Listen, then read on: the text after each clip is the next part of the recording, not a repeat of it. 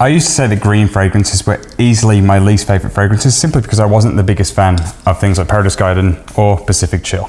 And it's funny because I avoided green fragrances because of this. But then I looked at some of the fragrances that I genuinely enjoy. Like, for example, one of my absolute favorite fragrances of all time, Herbes Frablantes, technically starts with a green herbal note. One of my favorite like cheapies that I recommend people all the time, Dark Leather by Rayhan, starts with that green note, very, very similar to what you get in like an Irish leather. And I would have lost out on legitimately some of my favorite fragrances. And so then I was like, you know what, maybe I'll try some things again. And then I realized that like I wasn't a big fan of Vetiver Fauve by Guerlain.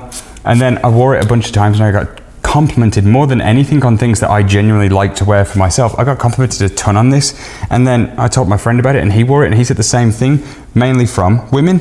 And then, you know, then I looked even further and started trying some different things like Neptune's Trident, and then I revisited bloody Parfums de Molly Greenly, which I thought I didn't like. There's a reason I'm rambling on this one, is you might not currently like a fragrance note or a chord or whatever you want to call it, right?